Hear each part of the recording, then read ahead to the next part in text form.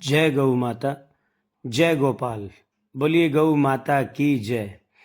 साक्षात भगवान के अगर कहीं दर्शन करने हैं तो शायद गौशाला से अच्छी कोई जगह नहीं है। जी हाँ, गौशाला में भगवान कृष्ण निवास करते हैं, 33 कोटि देवी देवता निवास करते हैं, क्योंकि जहाँ गैया मैया प्रसन्न होती हैं वहाँ परमात्मा स्वयं निवास करते हैं, परमात्मा स्वयं प्रसन्न रहते हैं। तो एक प्रार्थना, बहुत से लोग केवल ज्योतिषियों के बताने पर ही गौशाला में जाते हैं, चाहे बुधवार को हरा चारा डालने के लिए बताएं या प्रतिदिन गौ माता को कुछ भी डालने के लिए बताएं, लेकिन हमारा स्वयं से भी फर्ज बनता है कि हम गौशाला जाएं, देखें क्या चल रहा है, कैसा चल रहा है, कैसी सेवा हो रही है। अच्छी हो रही है तो इस चीज़ को ज़रूर शेयर करें सबके सामने, ताकि औरों को भी प्रेरणा मिले गौशाला जाने की।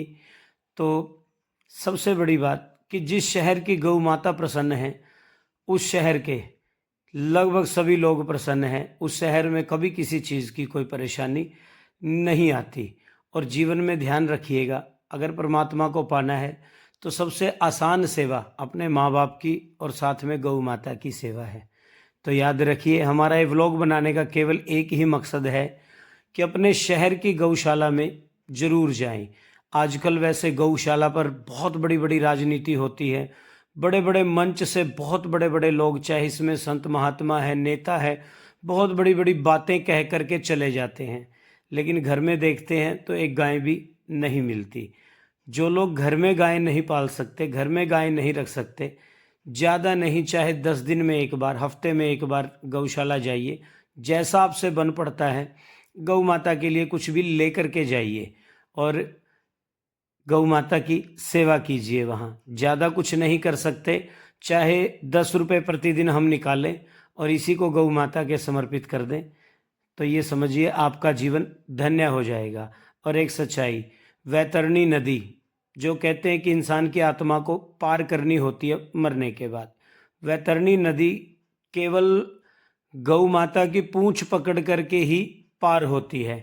पार उतरने का भी सबसे आसान और सबसे अच्छा तरीका एक ही है कि हम लोग केवल गौ माता की शरण पकड़ लें और गौ माता का आशीर्वाद ग्रहण करें।